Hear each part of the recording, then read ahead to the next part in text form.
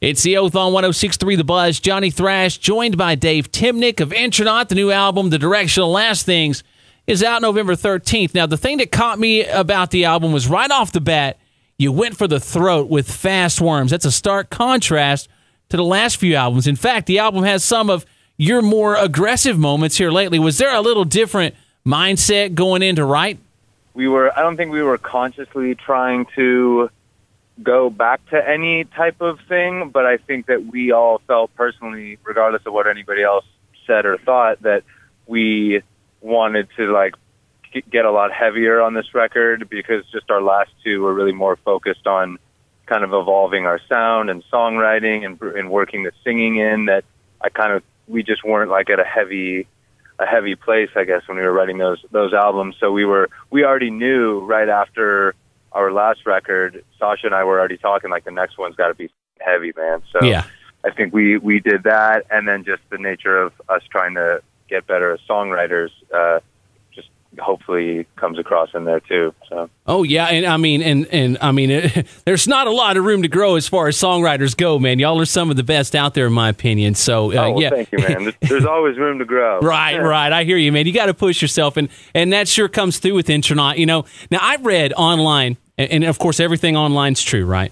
But yeah, of course, that's where I get all my information. Right. But I'd read that y'all recorded the album in 4 days. Is that correct?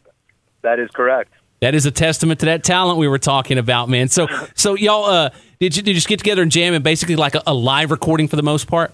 Yeah, I mean, what our plan was, and again, Sasha and I had started talking about this kind of early on, was that our last, it was a combination of two things. One was that we feel like, especially a lot of the bands that are in our genre, or bands we get compared to, or bands we tour with, and bands we like, one thing that has become very, not just common, but pretty much just prevalent all across the board in contemporary, not just, progressive type rock, but just contemporary music, be it rock and roll or metal or whatever, is all of a sudden this desire for perfection. And it was never like that. All the music that was ever made, it was never about everything being totally perfect, totally clean, polished all around, snap to a grid, studio magic, everything. I'm not sure when exactly that happened. I mean, there's always been good quality recording, but at some point it became this desire to fix anything that wasn't quite right or was a little rough. And what that led to were bands that were doing a lot of stuff that they couldn't even necessarily, that they kind of wrote sort of, but then they get in the studio, they get it perfect on the record, and then they go back and okay, now we need to learn how to play it perfect just like on the record. And the way we've always been is that, we write these songs, and the songs are done, and we rehearse them, before we're ever in the studio. And so I think we kind of just wanted to do this thing that was whatever happened to just making a record that was you playing. So that was kind of the one thing. And the other thing was that we wanted to spend more money on the mixing, or at least have a better mixing. We've kind of been not 100% in love with the finished product sonically of our last couple records, just because it's hard. We don't have a big recording budget. We're calling in favors from bros, and we're doing stuff in people's basements. I mean, we're just trying to get everything done with the limited funds we have. So we thought if we can spend less time recording, we could spend a little bit more money to get someone that's really, if we can get just the basic, the quality audio of us playing live. And to answer your question too, we were definitely tracking live. I mean, all at the same time. We just did about 3, 4, maybe 5 takes for each song, and basically just went through and picked the one that was the best. And if there was a glaring error here or there, we might, go back in and punch in real quick. But there was no, there was no quantizing or editing, and we weren't spending a week, playing the same part over and over. I mean, we rehearsed like crazy before we got into the studio.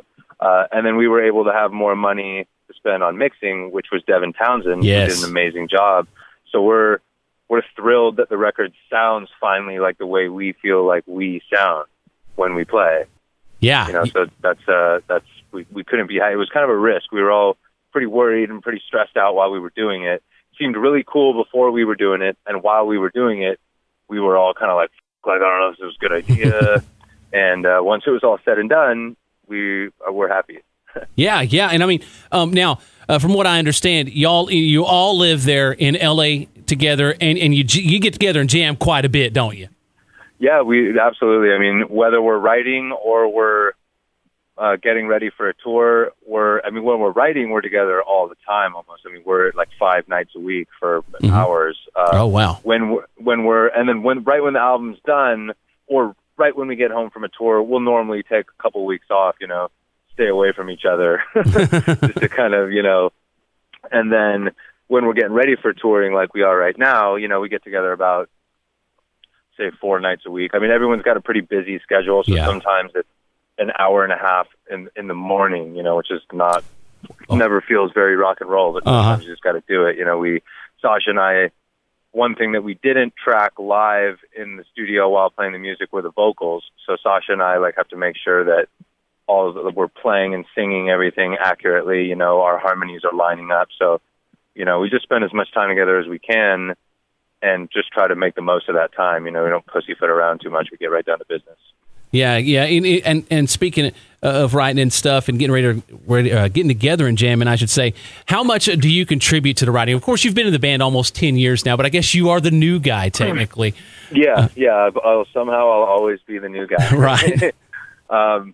Well, when I first joined the band, I mean, I knew these guys through Joe, and I was and still am a drummer. That was kind of always my main instrument. But I always played guitar too, so there was a big shift in my focus when I joined Intronaut, and at first I just had to learn all their songs that were already written. I jumped in the band, and we were already, doing, it was like the beginning of Intronaut starting to do tours. I mean, they'd done a couple of short, tours and like one big U.S.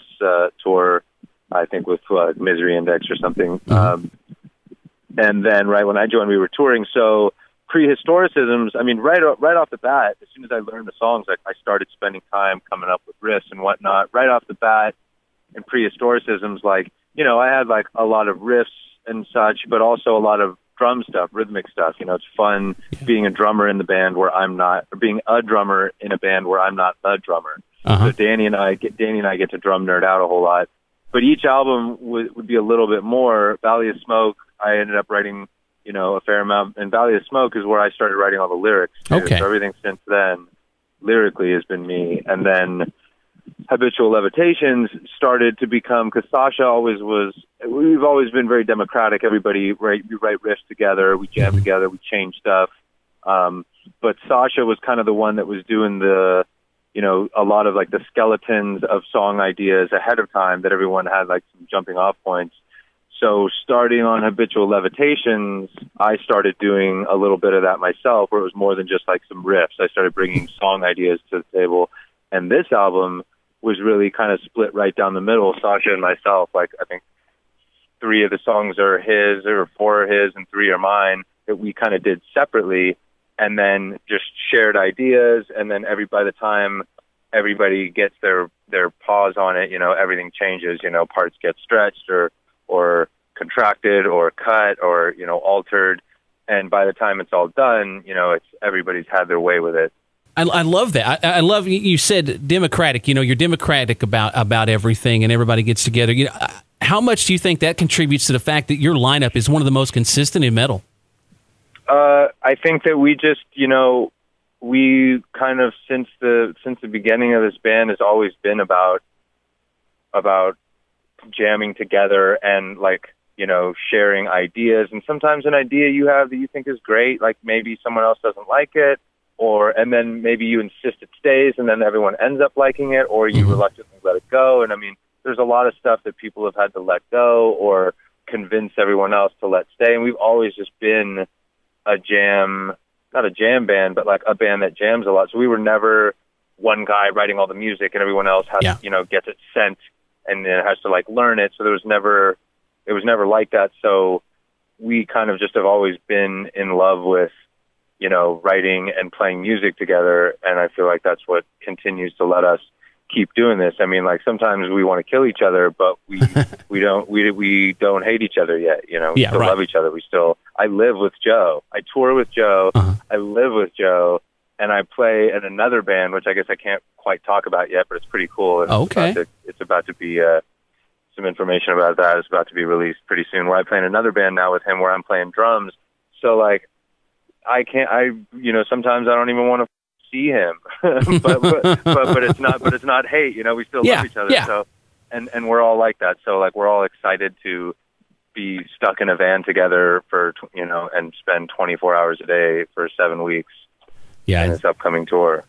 So I guess we'll just keep doing it until like, we just can't stand each other anymore. Right. Well, hopefully that will be never then. So, you know, it's funny. I think back to seeing you live for the first time, you know, speaking of being in a van and getting around, you were opening for one of the biggest bands in the world back in 2012, that being Tool. I saw y'all down in Grand Prairie. And, man, you know, to me, one of the best prog rock bands of all time. And for sure. Was that just a surreal experience for y'all? And you handled it with ease, by the way. I thought you were just great, man. But how was it? It was obviously like as big of a thing that could happen to a smaller band. And for me personally, I mean, everybody in the band, you know, likes Tool. For me personally, I think it was probably an extra treat because if one of us had to be deemed like the guy that's been a Tool nerd forever, like it would have to be me. Right. So that was way cool. And again, going back to being a drummer, Danny Carey was like, you know, my hero. If I would have met him when I was 19, I would have probably been on some annoying fanboy shit. Like, get out of here. But now, as it happens, the way our paths crossed and the way we met, I've become good friends with him and Justin. Sometimes in the middle of the day, you know, my phone will be ringing and it's like Danny Carey calling, like, you want to go drink some beers? And I'm like, I can't believe this is happening. This is insane. So it was obviously an amazing thing to happen for the band, you know, like where we're playing for, you know, just tens of thousands of people.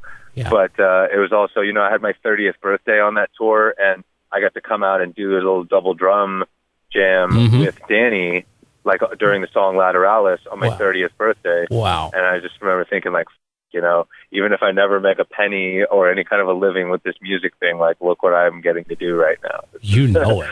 it reminded me, and I think all of us of none of us expect that, but it was just way cool, kind of like, you know, things that we've got to do just because we've, you know, stayed true to what we're all about. You know, we get a little bit annoyed sometimes on tour, not that we're any kind of big band, but like a lot of like younger, smaller bands and, you know, local bands or whatever, like people will aggressively pursue us like, hey, like, this is our record and like, we'd be great. We see you have a tour coming up. Like, you guys you should have us be your opening band or something like that. And, you know, we remember just always thinking like, that's not how it's done, man. You don't go around just like asking for stuff, you know, just do what you do and things will come your way. Right. Yeah.